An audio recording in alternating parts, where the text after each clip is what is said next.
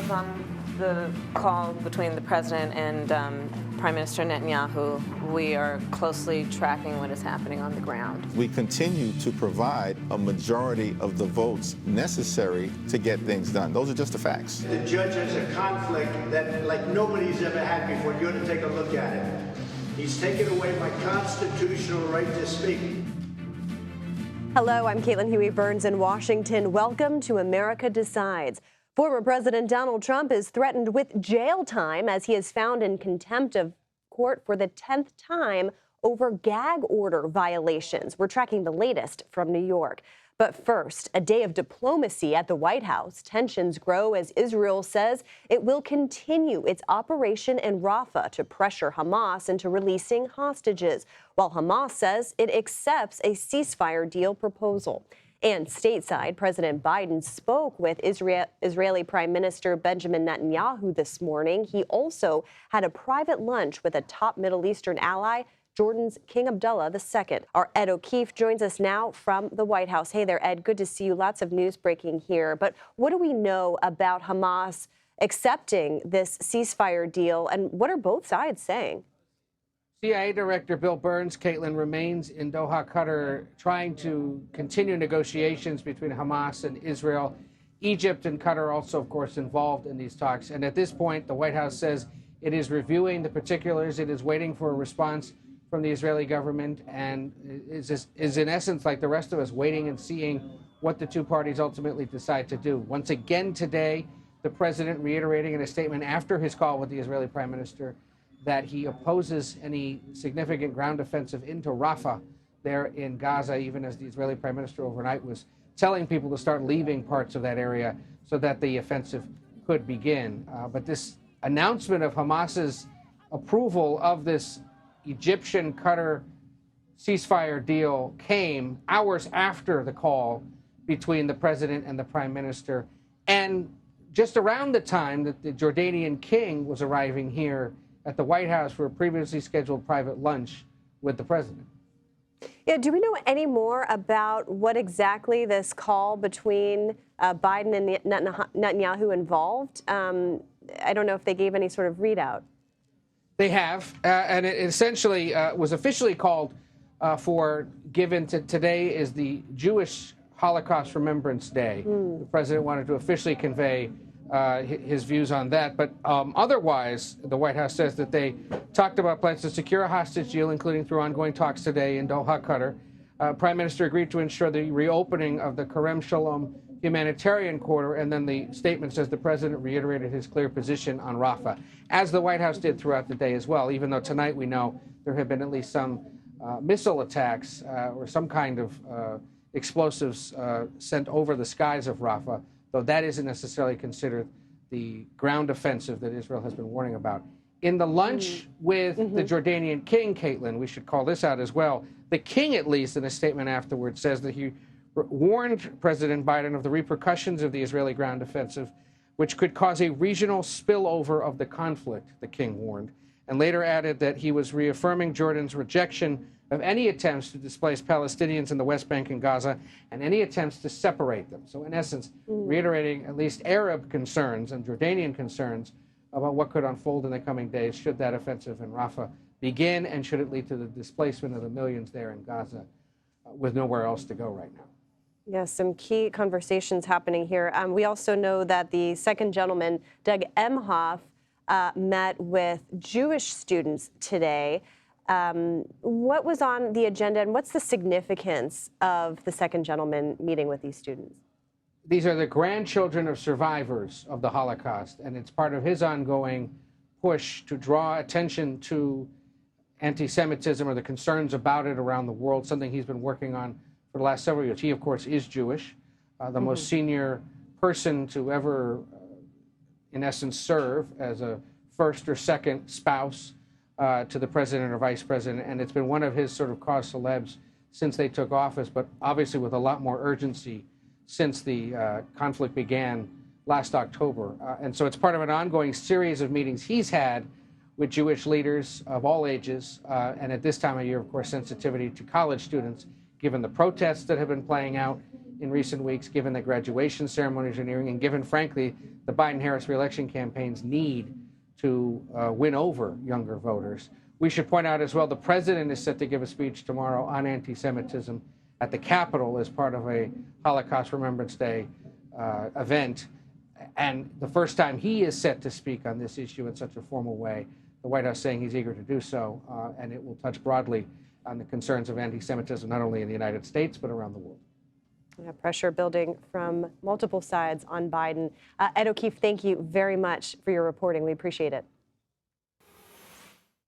And the judge in Donald Trump's New York criminal case has found the former president in contempt again for violating his gag order. He is now threatening Trump with jail time for his continued behavior. Basically, I have to watch every word I tell you people. You ask me a question, a simple question, I'd like to give it, but I can't talk about it. Because this judge has given me a gag order and said you'll go to jail if you violate it. And frankly, you know what? Our Constitution is much more important than jail. It's not even close. All right, let's bring in CBS News campaign reporter and attorney Katrina Kaufman. Hey, Katrina, good to see you. I know you've been reporting at the courtroom all day. So former President Trump has been held in contempt again for violating this gag order. This is the 10th time. What is the president saying about this? Hi, Caitlin. Good to be with you. So what Trump said in this instance is he criticized the jury. He was doing a television show interview, and he complained that the jury was picked too fast, that it's 95% Democratic, and he said that this is an unfair process. When we had the hearing on this gag order violation last week, or a few others as well, you could tell that this was the one that really perturbed the judge because he is very concerned about the safety of this jury. He wants them to not feel under threat, not worry about their loved ones as this trial continues, and he wants to protect the legitimacy of this process. So he found Trump in violation again with the $1,000 fine, which, as a reminder, is the maximum financial penalty he can give for this. And the only other option is jail time. He could give Trump up to 30 days in jail, and he has now said that this is very much on the table. He sees that $1,000 fines are not enough of a deterrent, and so if the prosecution asks, and this continues, it seems very real that Trump could receive jail time for future gag order violations. It's significant for those on the jury, especially since this is such a high-profile case here. You mentioned the judge, Juan Merchant. He has warned of further violations could come. We're also hearing that the Secret Service have been planning for a possible potential imprisonment. What would that actually look like? So, of course, the Secret Service is not sharing their plans, but we know some things that could potentially happen. And the judge actually said he was concerned about the Secret Service in this instance. But it's said that there would likely be a rotation of Secret Service officers. Trump would be isolated. There's a possibility that he could be put somewhere like Rikers, where apparently there is a facility that could accommodate him, the Secret Service, and there wouldn't be other inmates around. There's also apparently a cell that's behind the courtroom where this trial is happening. So potentially the judge could, maybe as sort of a jail teaser, give Trump a bit of a time out there, and he would, of course, have Secret Service protection in place. It's also been said that they would be doing things like screening his food and personal items to, of course, make sure that the former president remains protected, even if confined in jail. And like all things and many of Trump's legal problems, this is really uncharted territory. No state or federal prison system has ever had to deal with this before. Yeah, I mean, we just use the term unprecedented every day in this trial. That's certainly the case for that description there. I want to ask a little bit about what happened today, Katrina, because you had the former Trump Organization controller, essentially the accountant Jeffrey McConney, was called to testify today. What did we learn from his testimony? So Jeff McConney was important for finally bringing in the falsification of business records aspect of this case, because actually this is the first day we have heard about that. And Trump is in fact charged with 34 counts of falsification of business records. But until now, we had really heard about the larger scheme at play here, the catch and kill scheme that the prosecution has been laying out, where Trump, David Pecker, and his former lawyer, Michael Cohen, were trying to suppress damaging stories, the alleged payoffs to Stormy Daniels and Karen McDougal, but Jeff McConney finally brought in how this was dealt with at the Trump Organization and these paybacks to Michael Cohen. In particular, he brought up a conversation he had with Alan Weisselberg, the former chief financial officer at the Trump Organization, and he talked about how he basically threw a pad at him, told him to take notes, and laid out how they were going to pay back Michael Cohen, and most importantly, how it was going to come out of Donald Trump's personal bank account, and how these checks were signed by Donald Trump at the White House as well. All right, some juicy information there. Katrina Kaufman, thank you very much for covering this for us. We appreciate it. An American soldier is being held in Russia on charges of criminal misconduct. An Army spokesperson says Staff Sergeant Gordon Black has been stationed in South Korea. He was arrested on May 2nd in Russia for allegedly stealing from a woman in a Russian port city near North Korea. It is unclear how he got there. Officials confirmed he was in the process of transferring back to the U.S. and was not there on official travel. And even though we're in the minority, we effectively have been governing as if we were in the majority. And Democrats continue to prop up the House Republican majority as GOP infighting continues on Capitol Hill. Next, we'll speak with veteran Republican Congressman Tom Cole, who says he's fed up with his party's insurgents. We're streaming America Decides.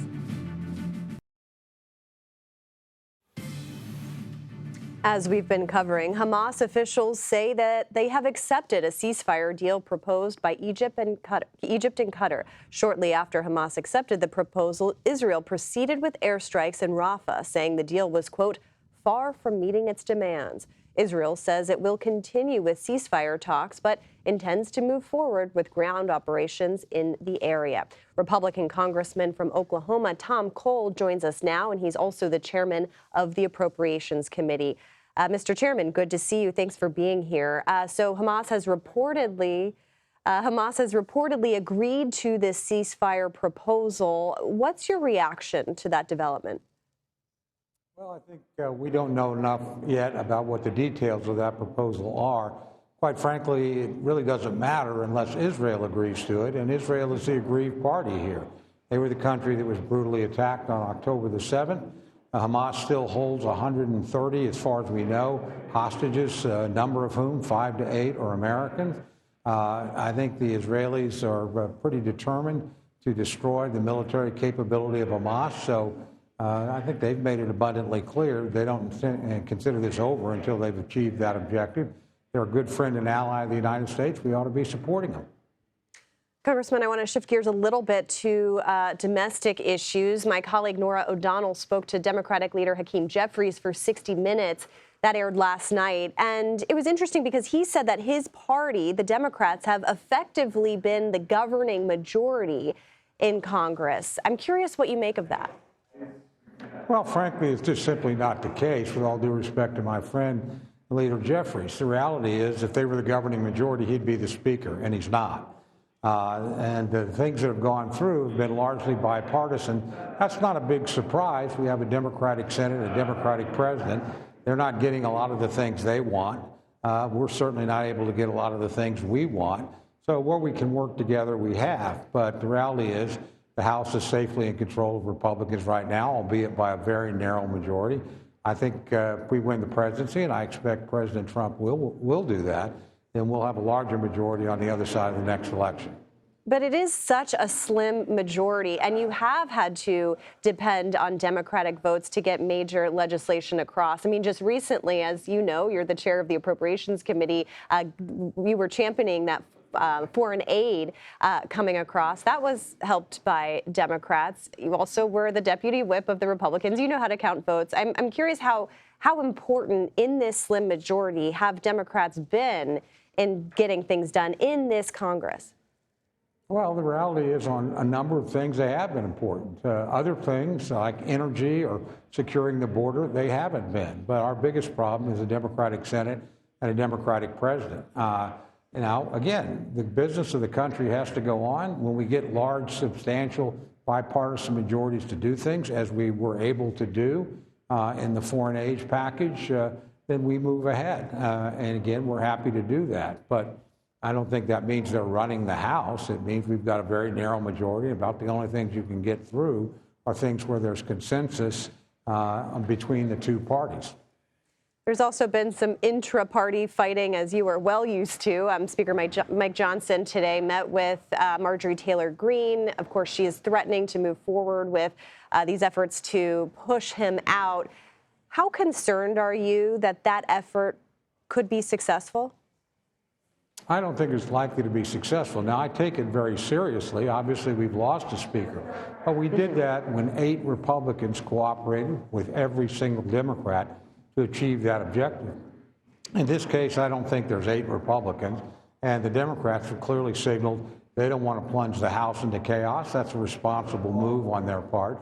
But last time, they did allow themselves to be leveraged by 8 dissident Republicans, and that set the country back, I think, and cost us a great speaker in Kevin McCarthy. I don't think that's going to happen to Mike Johnson. It's, again, my hope that my friends that have talked about vacating will rethink that position and not move ahead. If they do, they're going to have very few people voting with them. I doubt we'll ever even vote on that motion. I would suspect it would be immediately tabled by an overwhelming bipartisan majority in Congress. This idea, though, of kind of the fragility of the conference, just given that slim margin and these repeated attacks on Johnson's position, does that have any effect on your ability to govern between now and Election Day? Not in my view. Again, the fact that the obstacles we have in governing are largely the fact that we're dealing with a Democratic Senate and a Democratic president, and you have to pass bills through both chambers and get them signed by the president. We don't have the ability to override a presidential veto, and obviously we don't control the Senate. So it narrows the options. This is a majority that can stop things from happening. We stopped the Democratic spending spree domestically on things like the American Rescue Plan and the much misnamed Inflation Reduction Act. Again, we've been able to push our ideas over to the Senate, things like H.R. 2, the toughest border security plan ever, things like a plan for energy independence that emphasize fossil fuel. Now, again, we don't control the Senate, so our bills aren't brought up over there. But coincidentally, a lot of things they do aren't brought up over here. All right, Congressman, we will see what the elections yield and whether, in fact, that majority expands. But we are also thinking of you and your state in Oklahoma with these tornado warnings and recovery from the last one. So thank you very much for joining us. Thank you. And it's The Apprentice Vice Presidential Edition. Donald Trump courts his potential running mates in Florida. We'll take a closer look at some of the potential candidates for the job. You're streaming America Decides. Former President Donald Trump was back in court today on the heels of a private retreat for campaign donors at Mar-a-Lago over the weekend. Guests were told that in April, $76 million was raised between the campaign itself and the Republican National Committee. Among the attendees, several contenders to be his running mate this November. And CBS News chief election and campaign correspondent Robert Costa joins us now from New York. Bob, good to see you there. I know you're in New York covering the trial, but I do want to talk a little bit about this retreat at Mar-a-Lago over the weekend, and in terms of kind of what the Trump campaign was trying to focus on there. Good to be with you. While former President Donald Trump has been inside the courthouse behind me all day, sitting for his criminal trial over those hush money payments to Stormy Daniels back in 2016, his campaign continues to plow ahead. And despite all of these legal challenges, Trump is trying to rally not only his supporters, but some of the biggest Republican donors in the country to stand with him. And he gathered with many of them over the weekend. What's most notable, based on our reporting at CBS News, is that Trump was searing in his criticism of these legal challenges, particularly of this trial, but also of special counsel Jack Smith at the federal level. He compared all of these prosecutions to the Gestapo, the secret police from Nazi Germany, It's, of course, a false statement to be made. He is being prosecuted here at a local level in Manhattan, also at a federal level in the United States justice system, not, of course, by the Nazis. But that kind of rhetoric from Trump indicates where he is politically. The donors are sticking with him despite him having all of these issues, despite him using language like that. And he is testing the bounds of what he can say about all of these cases, to the point where the judge, as we know, said this morning, if you don't stop talking about jurors in this case, you will face potential imprisonment. Yeah, Bob, I want to get to that in a moment, because that's so critical here, because the former president is, it's not like he's stopping campaigning.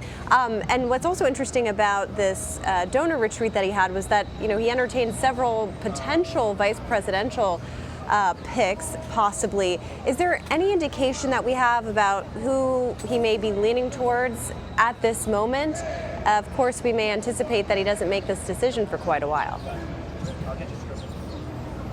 Earlier today, the South Dakota governor, Kristi Noem, was on CBS Mornings. I got to spend some time with her behind the scenes here in New York, coincidentally. And what's notable is that she is being advised by Corey Lewandowski, the former 2016 Trump campaign manager. Corey Lewandowski was here in New York as the governor launches her latest book. And that shows you that she is close to Trump's orbit. Lewandowski remains close to Trump. Noem remains close to Trump. But regardless of what happens with this book rollout or not, she is not someone who's guaranteed the spot, but she's certainly not someone who's out of the mix at all. She is one of a number of names I'm hearing from Trump allies, Trump donors, about who could be the running mate for Trump in the next few months. I'm also hearing another person from the Dakotas, Doug Burgum, the governor of North Dakota. He is someone who is very wealthy, a businessman, built a tech business in his state that was later bought by Microsoft. He is seen by someone, by Trump, who would be a help to him on the ticket, in the sense that he appeals to traditional Republicans as well as to Trump people. And you also hear names like Senator Tim Scott, Senator J.D. Vance, among many others. Some people seem to be floating their own names from time to time because it seems to be an open ballgame. Indeed, we have seen a lot of jockeying and positioning, and if we know anything from the last time around, kind of seeing this play out in public is something that we're likely to see as well, this audition process, so to speak. Bob, thank you very much for covering the campaign and the courtroom for us today. We appreciate it. Our voters dug in on their pick for president. CBS News' Anthony Salvanto joins us next to take a look at the battleground state stats.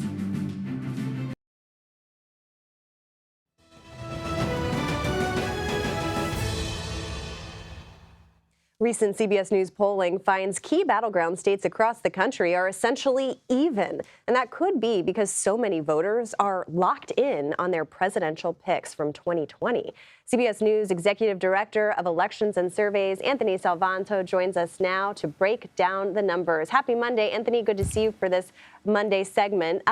So what is behind all of this? Which voters are planning on changing their votes nationwide, if any?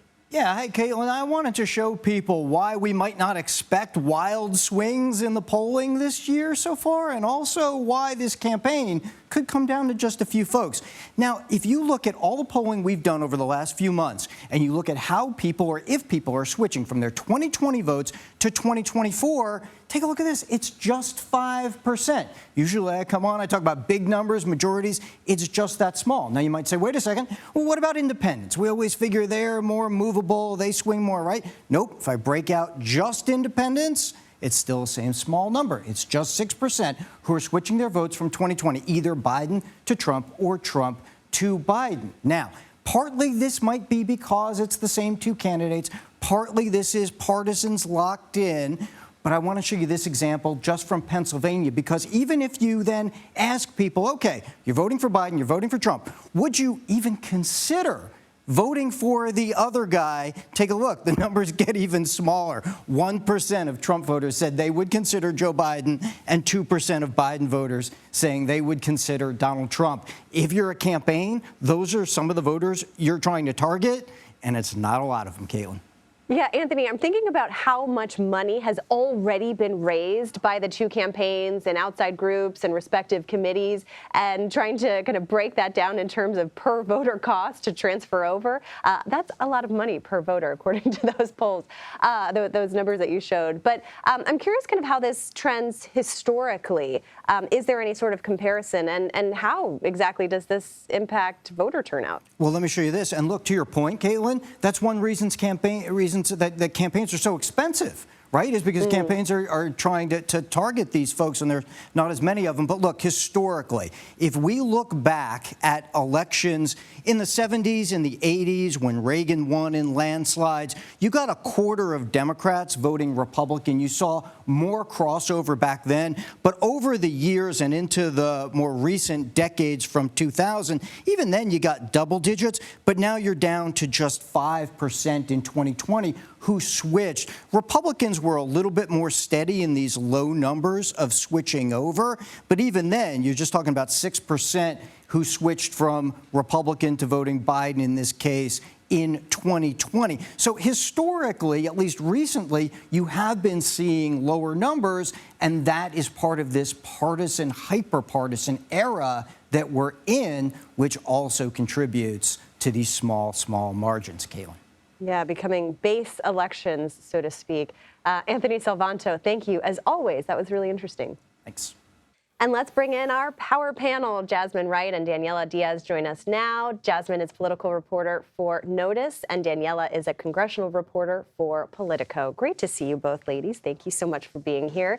Jasmine, I want to start with you, because what Anthony was just saying there about how few, persuadable voters there are. I mean, this really feels like both camps are just trying to really rev up their base of support. Yeah, while he was talking, I was thinking about if I was a Biden campaign staffer, that would be really good news to me, especially when we are kind of besieged with headlines that African-American voters don't like President Joe Biden. They don't want to vote for President Joe Biden, particularly men. That voters are really apathetic right now, and they don't want to put Biden necessarily in office for another term, right? So I think that works in their favor. But of course, it really still comes down to that overall question of, do you want a rematch? And a lot of these voters don't necessarily want a rematch between these two men. And I think, not just thinking about who's going to switch from Trump to Biden or Biden to Trump, one thing that Democrats are particularly worried about are the folks who stay home. Something that the vice president has said repeatedly is, losing the election to the couch. People who just don't feel involved enough in the political process, or feel like this president has done enough for their lives when it comes to the economy and other major issues, that they stay home. So I think that if you're Biden, you're probably looking at these, particularly this one in Michigan that we have in front of us, 51% for Joe Biden, 49% for Trump. Obviously a state that has come under great attention because of the response to the war in Gaza. But I think if you're looking at Biden, if you're the Biden campaign looking at these numbers, they don't look too bad. They kind of refute maybe some of the reporting that has been really dominating the past few weeks. It's interesting to think that their biggest component could be those who don't want to show up at all. So a lot of attention paid to that. Danielle, I want to switch gears a little bit and talk about the Hill, which you spend so much time on.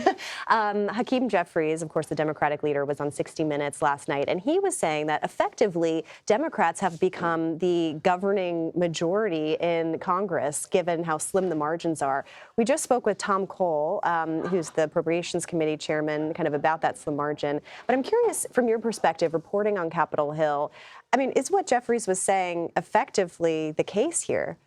It's complicated, Caitlin. I don't want to get too into the weeds of how things work on Capitol Hill because it's, of course, procedure. Right. But right now, Speaker Mike Johnson can't pass bills without Democratic help. And he has a relationship with Jeffries where he's needed Jeffries and Democrats to be able to essentially move bills across the floor, as we've seen with that huge supplemental funding package to send aid to Israel and to Ukraine and to Taiwan. And essentially, the House can't do anything without Democratic support because of that razor-thin majority that Speaker Mike Johnson has. And of course, he's got this threat of a motion to vacate this week, Caitlin, that is hanging over his head. Republicans are hoping that could just happen. Marjorie Taylor Greene triggers that. They move on. Unclear how many times she might do that. But Democrats are planning to keep help keep Mike Johnson as Speaker. So really, he's got a lot that he owes to Democrats and his position. I mean, that is just, I know we are kind of used to that dynamic given such the slim margin, but that is just a fascinating dynamic to watch that Democrats could end up saving his job. You mentioned the Israel-Hamas war, and I'm curious, Jasmine, because I know you've been covering some of the responses to these protests that we've seen on college campuses. Today, of course, Columbia announcing that they are canceling their main graduation. What has the challenge been like for the Biden administration? I mean, today, Biden spoke with Netanyahu about a potential ceasefire deal that they are so far declining, Israel is. But this seems like a persistent problem for the president.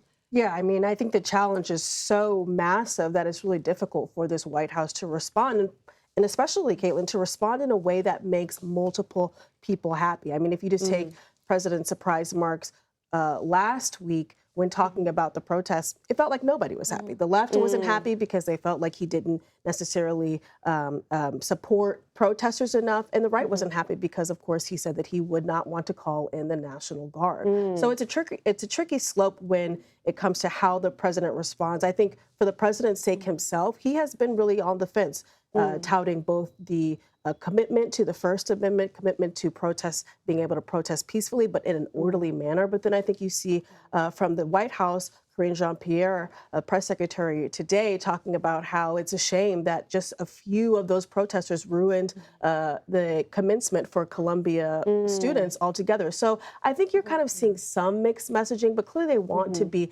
somewhat involved, but not so involved that they get the blame should anything happen. Yeah, and Danielle, I mean, it's an interesting dynamic too, because Republican leadership on Capitol Hill, at least, certainly it seems like they are seeing an opening here politically. And they've really seized on that opening. They're using what's happening specifically here in Washington on the GW campus, the George Washington University campus, and their protests as a messaging tool to try to reach voters, knowing that it's really riling their base.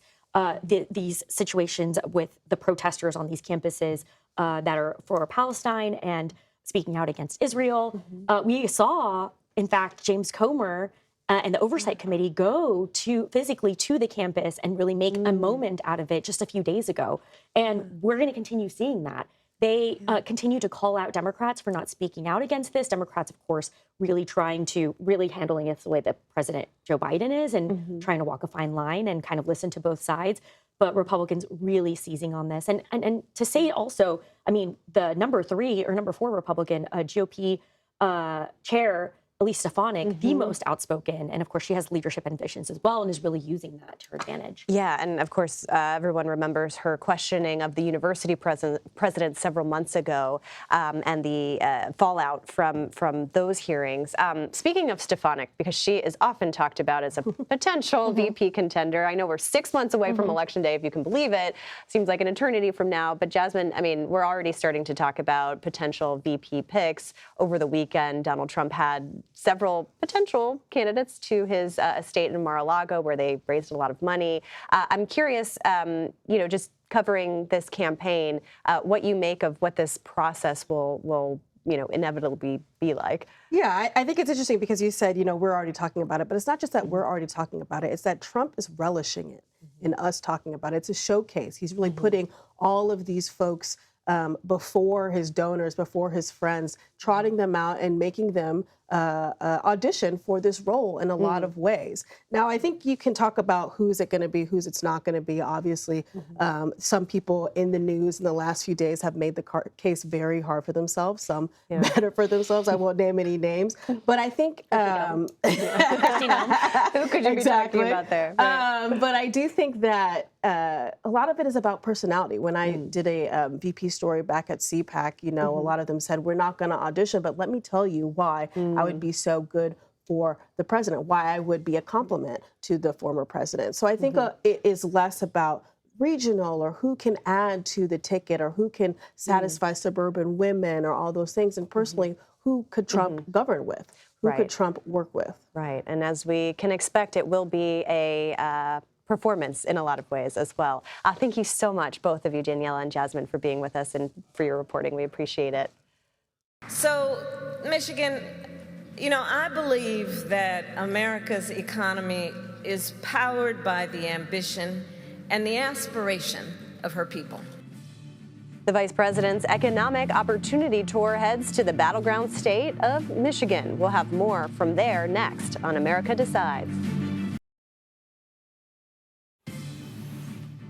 Vice President Harris was in Detroit this afternoon for the latest stop on her economic tour. Our Nydia Cavazos is following the Vice President in the Motor City. Nydia, good to see you. Thanks so much for being here. What are we hearing from the Vice President today? Caitlin, it's good to be with you this afternoon. The Vice President was here in Detroit, Michigan, and she was here to tout the work that the Biden and Harris administration has done when it comes to providing economic opportunities to different communities all across the U.S. But here in Michigan specifically, she was here to announce the awarding of over $100 million to auto part manufacturers so that these facilities can then improve, can expand, and can also adequately provide their staff with proper training. But all of this, of course, is when it comes to the production of electric vehicles. Now, of course, it's also important to note that Michigan is a battleground state, and this is partially why Harris was here today. Yeah, a battleground state indeed. No secret why they are going to these states. They're so critical to their reelection chances.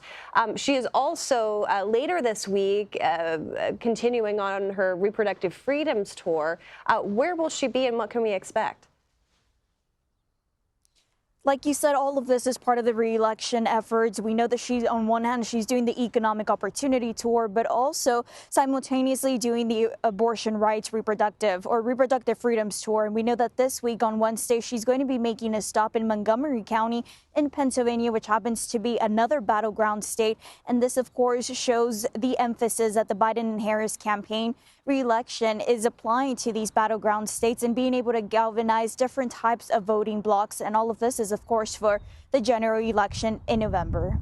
Yeah, no candidates go anywhere by accident. That is a certainty in politics, at least. Nydia Cavazos, thank you so much for being here.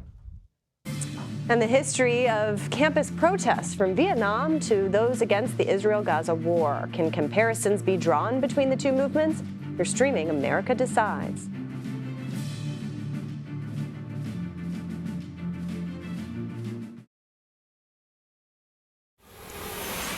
Columbia University has canceled their college-wide commencement ceremonies on May 15th. Instead, they are opting to hold smaller celebrations, citing security concerns. The university took similar action back in 1968 when Vietnam War protesters took over campus. The administration deciding to relocate their commencement a few blocks away from the action. Historian Rick Perlstein says that some comparisons can be made between the protests, but that the stakes were higher for those in 1968 compared to now. And Rick joins us now to discuss. Rick, good to see you. Thanks so much for being here. So let's talk about some of the comparisons. Should there be any comparison to what we saw in 1968? I'd much rather see, journalists, ordinary folks, figuring out what's going on now. I mean, there's some similarities, right? The same settings, the same sort of people.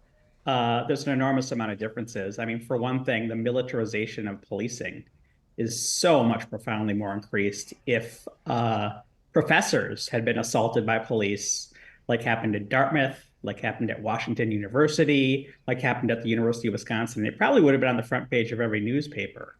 But these days we have snipers being posted on roofs with no indication of any real violent threat. And a lot of this has to do with a generalized rhetoric about, what it means to criticize Israel in this context. So, lots of differences. And I just encourage folks to, listen to the protesters, listen to what they're saying, and not get too distracted by what happened, what after all is, 55 years ago. Folks in the 60s weren't talking about what happened in the teens, after all. Yeah, I mean, it is interesting, though, because what we mentioned before about the stakes just being so high for students protesting in 1968. Tell us a little bit more about what exactly was at stake with them. I mean, obviously, given the draft. That was a different situation because, of course, there was a draft. And in 1968, when the protests happened in May at Columbia, there were 100 soldiers being killed just about every day in Vietnam after the Tet Offensive. And if you dropped out of school, say because you got arrested, you might be drafted. The next week, the next month. The draft was completely controlled by local elites, and you could go back to your town and say they could say we're going to punish this kid by drafting him. Now, of course, the stakes are very high these days for someone being arrested because in 1968, the economy was so much stronger for college graduates. If you could graduate and you could have been an activist, and you probably could easily slide into a middle class job. These days, you might be graduating with $50,000, $100,000, $150,000 in debt, and the opportunities are simply not as great. Yeah, last week President Biden was asked whether any of the protests would have any effect on changing policy as it pertains to the region, and he said no. But I'm curious, back in the late 1960s, the students protesting, what kind of outcomes did they achieve, if any? What were maybe some of the successes?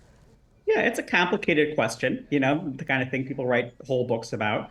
One example of a very successful wave of protest was when the entire nation, not just college kids, protested in October of 1969. They thought that they had voted in Richard Nixon to end the war, and the war was still going on. There was something called the moratorium, in which 2 million Americans stayed home from work and school. And Nixon was planning a big bombing raid against North Vietnam. It probably would have been the biggest in the history of warfare. And he realized that he didn't have the political support to do it. In terms of the context of 1968, it's really one of those things that you can't really evaluate. I mean, history is not a laboratory. And on the one hand, people were very dismayed at the disorder in the country, which they tended to associate with Democrats because they were the left of center party. On the other hand, the war was becoming so unpopular that by the time of the November election, the fact that Hubert Humphrey did not distance himself from the president and did not say he wanted to end the war probably hurt him a great deal. And when he did, right at the end of the election, the last week or so, his polling, just really jumped almost to the level that he basically tied with Richard Nixon. Then, by 1970, 1972, all the Democratic presidential candidates were saying the president has to set a date to end the war. And Richard Nixon said, I am going to end the war and I can do it better. So you can say that in that sense, the position of the protesters prevailed. But on the other hand, a lot of people became Republicans and became conservatives because they saw so much disorder in the streets. Yeah, that's an interesting shift there. Rick Perlstein, thank you so much for joining us. We really appreciate your perspective. Thank you, Caitlin. On Capitol Hill, every state gets 2 statues of people who represent their history. And after more than 100 years, Arkansas is making a change. Statues of the man in black and a woman who was instrumental in the fight over school desegregation are heading to Capitol Hill. Statues of Johnny Cash and Daisy Bates will soon be installed. Cash sold more than 90 million records throughout his 5-decade career. He's a rare member of both the Country Music Hall of Fame and the Rock and Roll Hall of Fame. Bates was an NAACP leader and mentor to the students of the Little Rock Nine. A street in downtown Little Rock is also named in her honor, and every year the state celebrates Daisy Bates Day. The duo was chosen after then-Governor Asa Hutchinson signed a law to replace the state's previous statues in 2019.